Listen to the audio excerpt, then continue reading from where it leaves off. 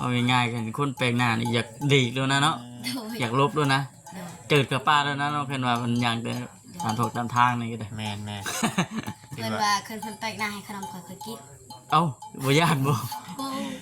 เพิ่นว่าผู้นี้บ่เป็นคนแปลกหน้าเอาขนมให้ก็กินคือเอาบ่ย่านกินแล้วอยากตายจนอยากแล้วตายจนอยากได้เนาะเจ้าบ่ฮู้จะหมดนั่นน่ะเขาเจ้ากินน่ะเจ้าเมาเจ้าเขาจับขึ้นรถไปเลยเฮ็ดได้เราบ่ได้ไหนบ่มีย่านบ่ย่านภาษาเราเทิงเพิ่นเว้าว่าจังได๋ฮะบ่ไหมอังกาพากันพบโลดคำแบบนั้นบ่ก็ง่ายเห็นคนแปลกหน้านั่นอ๋อบ่แม่นรถตู้มาจับเล็กน้อยบ่พากันไปๆเด้อเนาะเอาง่ายๆกันคนแปลกหน้านี่อยากดีด้วยนะเนาะอยากลบด้วยนะเกิดกับป้าด้วยนะเราเห็นว่ามันยังแต่ตามถูกตามทางนี่ก็ได้แม่นเพิ่นว่าเพิ่นแปลกหน้าให้ขนมข่อยกินเอ้าบ่ย่านบ่เพิ่นว่าผู้นี้บ่เป็นคนแปลกหน้าเอาขนมให้ก็กินคือเอาบ่ย่านกินแล้วอยากตายจนอยากแล้วตายจนอยากได้เนาะเจ้าบ่ฮู้จะหมดนั่นน่ะเขาเจ้ากินน่ะเจ้าเมาเจ้าเขาจับขึ้นรถไปเลยเฮ็ดได้ไดเคยมีคนซาอยู่บ่ทางบ้านเจ้าฮะเคยมีคนซาคนเว้าอยู่บ่มีคนมาเอาเด็กน้อยอยู่บ่มีบ่แล้วตู้ก็เห็นแล้วตู้ก็ป๊บเป็นตู้นั่นป๊บรถวันนั้นคือพาน้องย่างเข้าป่าใช่คืออันตอนที่มื้อนั่นคือพาน้องย่างเข้าป่าย่างไปทางนั้นดิทางออกทางออกมีคนนาคนดิไปทางนั้นมีนาคนโดยนาป่าคำใส่นอนอยู่นั่นคำใส่นี่มันนอนอยู่หันเลยเก่งอันนี้เนาะคือว่าเก่งแน่นี่ตะกี้เนี่ยเบิ่งนี่คือตอนที่ว่ายังบ่ทันได้มีทีมงานเข้ามาคือสิมืดเบิดเนาะบ่มีพื้นมีไฟบ่มีอยู่บ่ไฟบ่มีอยู่แบบเอายังใต้ตลาดเจ้าอยู่กับแม่เจ้านี่เอายังใต้เอากระบองบ่เลิกเอาอันนั้นเอาไปซ้ายกินข้าวกินน้ำนี่ก็สิเอาไปซ้ายอันนี้ได้ใหม่มื้อนึงบ่นี่ได้มื้อนี้บ่ได้จังมื้อแล้วได้โดนแล้วหลายมื้อแล้วอ๋อคือว่าสิไล่แสงสว่างไล่ใช้ไล่หยังโดนเติบแล้วเนาะแจ้งสว่างคักปัญญังปัดว่านั่นเติบแล้วพี่น้องเอ้ยสิเฮ็ดหยังสู่น้องกินมื้อแลงต้มมาม่ากินไข่ไก่พร้อมป้าสิบ่มาบ่ฮู้แต่ไอ้น้อยโทรมากินอีกเพิ่นว่ามาไอ้น้อยบ่ได้เท่ามันกินมื้อนี้นี่กับน้องเพิ่นอยู่ร่วมกันพี่น้องเนาะเปล่าสิมาตอนแรกแต่บ่เห็นตอนแรกท่านในค่ำเด้ตอนแดงก็ยันเพิ่นเกี่ยวข้าวเกี่ยวหยังเพิ่นเกี่ยวข้าวบ่ฝนตกอยู่ยังไม่แล้วบ่ซั่นแล้วแต่ยังทันคนยังบ่ทันได้ปั่นยังบ่ทันได้คนยังบ่ทันแล้วคนยังบ่ทันแล้วอยู่คือว่าในทั้งน้องเพิ่นก็บ่ได้ออกไปเดือนนี้ก็ได้เนาะเพราะว่าทางงานไอคอนเราอยู่นี่ได้พี่น้องเอ้ย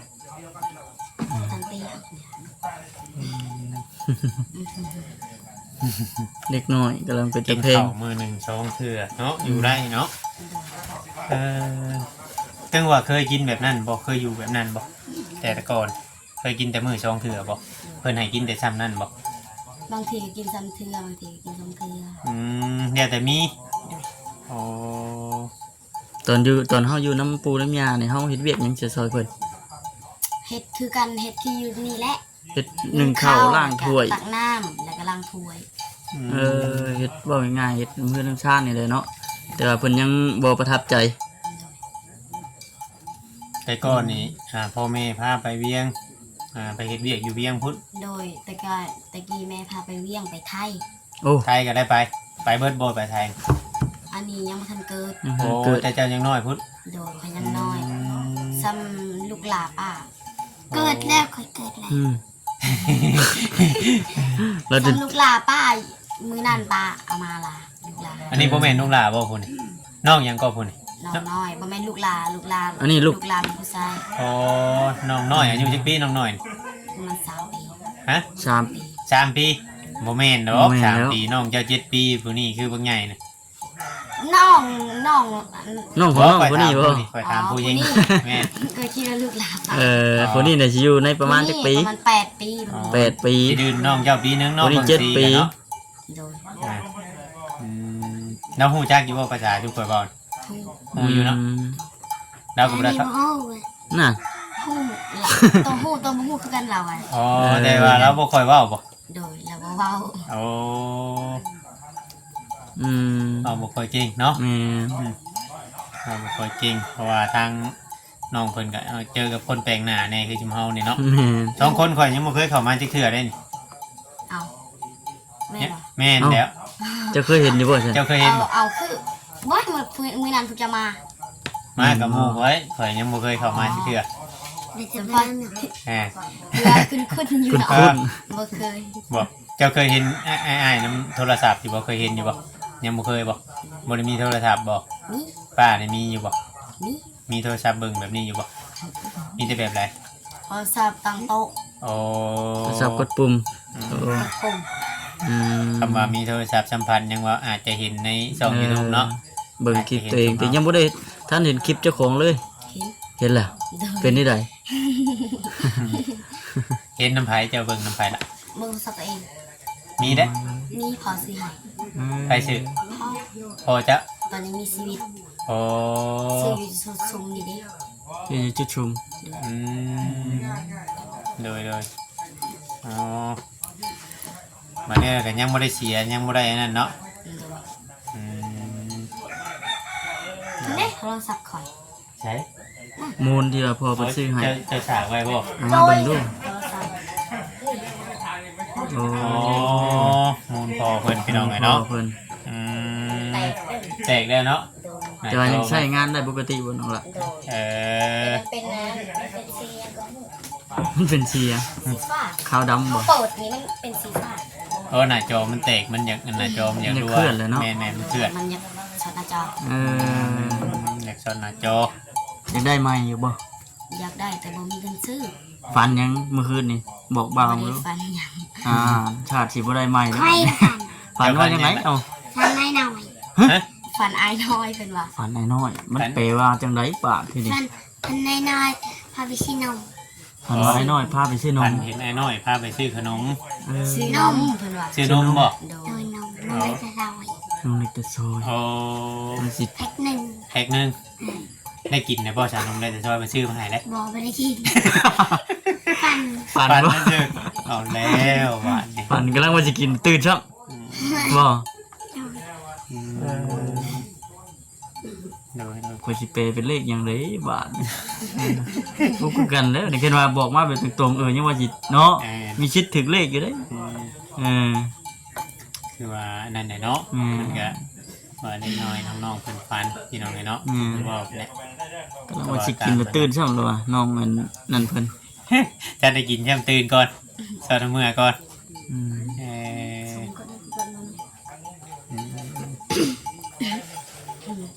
แบบนี้เลยพี่น้องเนาะเพิ่นอยู่แบบธรรมชาติ แม่น อืม ๆคือว่ามันก็ใกล้พี่น้องเนาะอยู่พี่เฮาขึ้นมานี่มันก็ใกล้เพราะว่า FC เพิ่นก็ส่งคลิปให้เบิ่งหลายคนอยู่แต่ก่อนแต่เวียงว่ามันไกลแล้วก็เลยบ่ได้มาแล้ววันนี้มีโอกาสเนาะมีโอกาสทางงานบ่จิตเพิ่นทางพระผู้ใหญ่ให้เป็นสะพานบุญแล้วก็เลยมานำเพิ่นเนาะเพียงเนาะมาถ่ายให้ FC เบิ่ง ถ้าหากว่าคือว่าในขณะมีทางผู้รักผู้ใหญ่เพิ่นอยากช่วยก็ว่าอีกเนาะ แม่นไว้อีกเทื่อหนึงพี่น้องเนาะคือว่านั่นอยู่เจ้านอนอยู่ห้องนี้บ่กับน้อง โอ้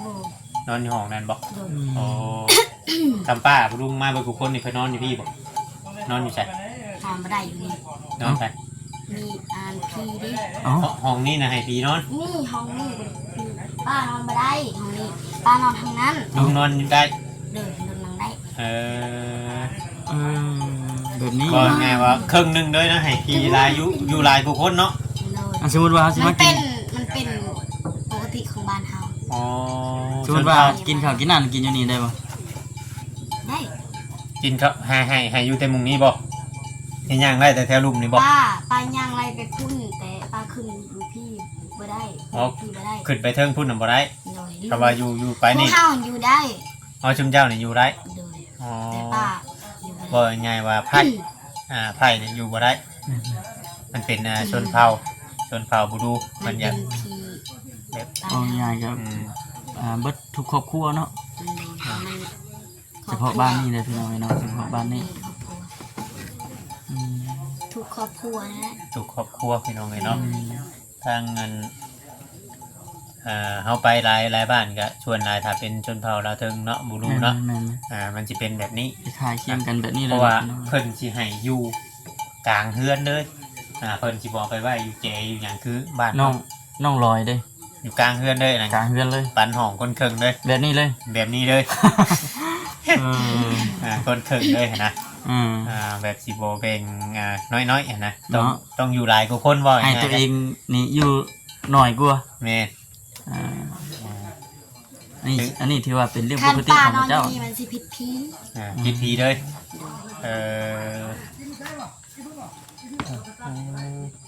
มายังบัดนี่ แม่ สิเมียวะ ที่เนี่ยเนาะ อาหารไม่จัง อ๋อ เด้ เพิ่นย่อ ใช่ กับ ยัง ข้าว เพิ่นว่าลองซิมเลย เพิ่นย่อกับข้าวย่อที่ข้าวให้อันทีมงานพี่น้องก็ถือว่าดีอยู่เด้เพื่อนเพิ่นก็พุ่น เพื่อนเอ่ยหยังก็ที่เป็นมาถ่ายมันน้องหยังก็น้องนางบ่ น้องใจ น้องนาบ่ บ่แม่นน้องใจอันนั้นน้องนางและน้องปุ้ย เป็นญาติพี่น้องกันบ่อยู่เพื่อนสามหลัง โดย ญาติพี่น้อง ฮะ ญาติพี่น้องห่าง ญาติพี่น้องห่างๆญาติพี่น้องห่างๆกัน เนาะน้องแล้วนี่ก็เป็นคนฉลาดบ่ฉลาดจาเนาะบางเทื่อถ้าว่าได้ทำได้เฮียนขึ้นไปนี่ชื่อว่าสิดีแล้วพี่น้องเอ้ยเพราะว่าทางเรานี่ก็คือว่าอันนั้นเพราะว่า ผมกับได้ทำได้เฮียนอยู่แล้วก็ได้ติ แม่นสมกับมานั่นอยู่ถ้าว่ามีผู้ปกครองคือว่าผู้ดูแลดีๆนี่คือว่าเอาตัวรอดได้เลยเนาะเออ ใหญ่มามีคุ้มคิดจากเฮ็ดหยังเนาะอยากไปทางใด อยากไปเฮ็ดงาน อยากไปเฮ็ดงาน อยากเป็นเจ้าของธุรกิจ อยากเป็นเจ้าของธุรกิจ ในความคิดของน้องเนาะ อ่า บอกอะไรได้ตั้งเถื่อเก่งไงเนาะ แม่น ไงมาเดี๋ยวเป็น ซ้ำนี่ว่าง่ายๆซ้ำนี่ยังสามารถเข้าโรงเรียนได้ต่ออีกคือเก่า แม่นไหมเพราะว่าถ้าสมมติ ศึกษาข้อมูล เนาะ ก่อน เพราะว่าคู่มือนี้มันก็อยู่ในโลกออนไลน์เนาะถ้ามือใดมือหนึงน้องเด่นโทรศัพท์เก่งหรือว่าเด่นโซเชียลเนาะ แม่น มันอาจจะพลิกผันชีวิตได้ เพราะว่าคู่มือนี่คนด้วยทั้งนั้นโทรศัพท์หรือว่าโลกโซเชียลนี่ก็ได้เนาะ แม่น การจะเป็นเจ้าของแบรนด์ออนไลน์พี่น้อง แม่ เนาะ น เอากับบ่ได้นั่นเพราะว่าเขาเห็นมาหลายแล้วพี่น้อง อืม จากคนโมมีหยังกระชูเป็นมหาเศรษฐีก็ได้เนาะ แม่น บัดน้ำกินน้ำยูซึมเจ้าได้สละไปเอาใส่ น้ำกิน แม่ อายพรซื้อให้ ชื่อให้ เดิน เอาแต่ก่อนกินใส่ แต่ก่อนก็ โดย กินอยู่คุณแต่ก่อนก็ไปตักอยู่เซ่ ตากุเซน้ำหยังอ่ะนะ น้ำขุด น้ำสร้างบ่ โดน มีเชมีหยังอีกบ่ โดย น้ำสร้างน้ำเซน้ำอาบนี่อาบอยู่วาลานนี้ โดย อืม เดินเป็นชื่อดินให้ได้จังมือแล้วเป็นชื่อดินให้นี่หลายมือแล้วบ่หลายมือแล้วบ่ โดย โอ้หลายมือแล้วยังไงเนาะ อืม แต่น้องเพิ่นบ่จื้อฮอดเดือนนะบ่เพิ่นมาถ่ายจริงเจ้า น่าจะหอดเลยมั้ง น่าจะฮอด โดย บอกยังไงว่าทางอันทีมงานเขาบ่พ้นนี่ยังบ่ได้ออกแต่หมู่บ้านนี้เนาะว่าแต่ก่อนเพิ่นก็อยู่ในหมู่บ้านนี้เข้าบ้านไอ้แก้วบ้านน้องกระเบยวนเวียนไปคือว่าคนทุกอย่างยังหลายที่น้องในหมู่บ้านนี่ว่าจังซุ่มมาเบาๆคนบ่ละเพิ่นมาเพิ่นก็นอนอยู่พี่เลยเนาะนอนอยู่ในหมู่บ้านนี้เลย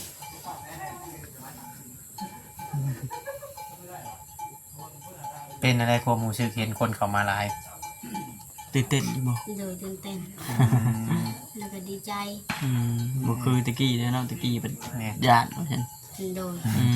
เล็กๆน้องๆเพิ่นก็สิย่านแน่นะบ่เคยเห็นเนาะ แม่น เคยเห็นได้หลายคนหลายคนมันมีรถตู้รถอันนี้มาบริยานมีแต่ว่ารถจับเล็กน้อยเนาะ คือย่านแล้วอะคิดว่ารถจับเล็กน้อยเด้อะไรนั่นยัง ๆเขา เข้ามาเรื่อยๆเข้ามาปากมาเบาน้ำแล้วก็ลึงแล้วก็บ่ย่านบัดนี้เนาะ โดย อืม ถือว่า ตะ นั่น กี้ก็คิดว่ารถไผวะ อืม บ่คิดว่าเป็นรถไอบ่คิด อ่า อืม เปิดคือชิฮู้แล้วบ่จิตเนาะ มาเธอเดียวก็จื้อเลยเจ้าเนาะ โดยจื้อแต่ซื้อเราคนเดียวได้ เออ มื้อนั้น ผู้มาต้องการ จื้ เด้ อแต่เราคนเดียวบ่ บ่จื้อ บ่จื้อใช่ จะคนเรามามื้อ 5 คน 5คน5คนบ่ว่าคำเพิ่นมา จังหวะนั้นมีอันเบา เจ้าบ่ได้มามื้อนั้นเนาะ คอยบ่ได้มาเบาตาเบาสลีเบาเซนเท่านี้แหละ มาเบียดบ่ได้มาบ่ 4คนนี่จ้ะ 4คนมั้งเพิ่นมามื้อ4บ่คือหา4ไปจ้ะ 5 คน 5คนบ่ โดย บ่เวียดบ่ได้มาเด้ เออ4อันไหนเจ้าบ่จื้อ อืม อืมถือว่านั่นอยู่พี่น้องเนาะน้องๆเพิ่นก็เลยรับโอกาสจากผู้หลักผู้ใหญ่หรือว่าช่วยเหลือเพิ่นเข้ามาแบบต่อเนื่องเนาะพี่เนาะจนกระทั่งแบบว่าจะได้บ้านได้เรือนแต่ว่าเรือนป่าเรานี่ก็ถือว่าจนอยู่พี่น้องเนาะถือว่าบ่ได้มีอีหยังเครื่องของหรือว่านู่นนั่นนี่ก็บ่มีเดี๋ยวเบิ่งเขาเบิ่งที่อยู่ที่นอนก็ฮู้แหละพี่น้องเนาะถือว่าบ่ได้มีอีหยังให้มันอยู่กันนอน ใหญ่ เนาะ อยู่พี่น้องแต่ว่าบ่ได้มีหยังเด้ โอ้ยช่างกะสีเราก็ตามเอาถึกเนาะ ตามหรือว่านั่นนี่พากระจกกระจะเราขังเอานี่มันบุกพอก็เอากระตกกระตังขังตื่มมาซื้อพี่น้องเลยเนาะตามที่ เข้า เรา ห เห็ นึ่ น งได้บ่มัน เนี่ยนั่น ย่างอยู่ มันโดย เอ้า มาไว้อยู่บ่ บ่ได้มาซ้ำ เออ ลืมอีกแล้ว อ่า ลืมซะ มาเขา เช็ดได้บัดนี้กินข้าวเย็นบ่ โดย อุ่นเอาบ่ โดยเขายังไง เขายังลายอยู่อุ่นบ่หรือว่าปลาไว้ อุ่น อุ่นเอาเนาะมันจะกินแซ่บเนาะ ต้มมาม่าแล้วก็ก้อยใส่กับมาม่าเลยแหละ เขาเหนียว เคยเห็น จาน อยู่ ใช่ บ่ ไหม เคยเห็นอยู่บ่ต้มมาม่าแล้วเขาวเหนี้ยวกินกับมาม่าเนี่ยเคยเห็นอยู่บ่ จานลงจะถ้วยเลย เคยบ่ ทุกมื้อนี่ก็กินนั่นแหละ เออ เพราะเขาเห็นไปสั้นตลอดนะพี่น้อง อืม แซวยังน้อยนี่เวลาต้มมาม่ามันห่อในกระจกข้าวเหนียวใส่แล้วโอ้กินคักคือหยัง ผักเนาะหมอน ตัก คอ ใส่ ได้ไหมนะ แม่นตักใส่รถ กินไว้นานมาตลอด โดย แซ่บบ่ แซ่บ แซ่บบ่อืม เบิร์จะเก็ตแล้วมาม่า แซ่บ ฮะเบิร์จะเก็ตแล้วมาม่าฮะ ซองแก๊สบ่ 4 เกต อ๋อ บ่ซองแก๊ส เออ น่าจะซองแก๊ส ยังบ่ทันได้เบิดจะหมด2เก็ด เบิดแล้ว เบิดละ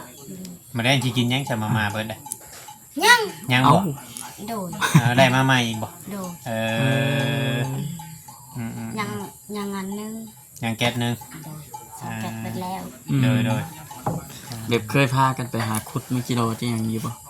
โดยมื้อนั้นโลด ฮะ แต่ว่ามือที่ปลามามื้อนั้นหา เออ ขึ้นน้ำตา อืม บ่ได้นะบ่เฮ็ด บ่ได้ใช่ ได้ไปซาวโตะ อืม ฝนตกบ่เห็นควยมันบ่ มันบ่มี มันสิ บ่ บ่มีมันเบิดมันออกเลย มันเริ่มจากหลาเลยเนาะมันเดือน12แล้วมันบ่อยากมีแล้วแหละมันเริ่มอ่า เล่นเข้าสู่วันฤดูแล้งเลยได้บัด แม่น ของอยู่ของกินของธรรมชาติมันก็อยากอึดเลยเนาะ อืม อืม ถือว่านั่นเถอะพี่น้อง แม่ เนาะ นแม่นแม่น FC หรือว่าผู้รักผู้ใหญ่เนาะที่ว่าเพิ่นอยากจะช่วยหรือว่าคนทุกข์คนยากหรือว่าคนดีเนาะ แม่น คือแต่ว่าทางป่าเรานี่จะสมควรได้เสาที่เฮาเบิ่งเฮือน อื นะ ม สมควรนะเฮือนก็สิประมาณเฮือนน้องดอยอันเฮือนเก่าเพิ่นน่ะ เนี่ย แต่ว่าเฮือนปะมันสิเที่ยงเฮือนน้องดอยตะกี้มันบัดเซเนาะ อืม ถือว่าบ่ได้มีอีหยังพี่น้องเอ้ยเนาะถือว่าอันนั้นอยู่บ่ได้มีอีหยังเนาะมื้อนี้ก็เข้ามากับทีมงานเนาะบ่ฮู้ว่าเพิ่นสิแจ้งข่าวดีหยังพี่น้องเอ้ยเนาะเพราะว่าเพิ่นมีข่าวดีมาแจ้งทางน้องๆอยู่เฮาก็บ่ฮู้ว่า อืม เพิ่นสินั่นแล้วก็สิให้ทีมงานขึ้นมาโตแล้วเป็นเนาะบ่ครับเนาะ จบคลิปแล้วบัดนี่ ให้อ้ายเพิ่นขึ้นมาโตเพราะว่า อืมจะมีของดีไปจากมาเหมาะรอรุ่นรอเบิ่งเด้อ เราเบิ่งเนาะ ทางบ้านก็บ่พาบอกนะยัน ว่า ยัน สิ จะบ่ตื่นเต้น สารับขึ้นมา เพราะว่า อืม คำเฮาสิขึ้นมาพร้อมกันน่ะบางเทื่อมันอาจจะโอนเนาะ อืม เสียงมันอาจจะเสียบซ้อน หลายคน กัน หลาย นะ เว้าเด้ หลายคนหลายเว้าคนหนึงเว้าไปแบบหนึงคนหนึงเว้าไปแบบหนึงนะพี่น้องอัน จะ นี้ มุ่งแล้ว ก็คำแต่ไปได้บ่คำไป เติบ ขอให้ เพื่อ สิ หาเมื่อนี่ก็ เพื่อฮอดพูดว่าตีหนึ่งตีสองคือเว้านะเด็กเพื่อ ใจ สิ เนาะ เจอสิไปนอนที่บ่จัก ฮะ บ่พูดว่าเพื่อเจอสิไปรับไปนอน เพราะ ที่ ว่า จัก คำได้ นี่ ขึ้น สิ มาพี่นี้มันเด็ก มัน อยู่ ไก แล้ว ล ค ฝุ่น ำเพื่อฮอดคุณ โดย พากันเดินทางเบิดคืน นะจังใดก็เป็นกำลังใจให้ น้องเนาะ แม่ พบพ่อกับผู้หลักผู้ใหญ่หรือว่าสิ่งดีๆเนาะ แม่น เข้ามาเติมเต็มในชีวิตหลังจากที่ว่าเฮาได้สูญเสียพ่อแม่ไปแล้วก็มาพ่อกับสิ่งดีๆหรือว่าผู้หลักผู้ใหญ่ผู้เพิ่นจะคอยซัพพอร์ตหนุนทางครอบครัวน้องเนาะ ก็ขอให้เพื่อนชันนั้นเป็นเดี่ยวเด้อละเด้อแล้วเขาสิถามทางเขาบ่พออีกทีหนึงเนาะ แม่น ว่าเพิ่นขาดเดือนหยังแน่พี่น้องบางเทื่อบางทีมีพระผู้ใหญ่เพิ่นชมทบพี่น้องเนาะจังใดก็อยู่ดีไม่แห้งละสบายดี ส น้อง บายดี โดย พี่น้องเนาะ เอาไม้มาให้บ่าว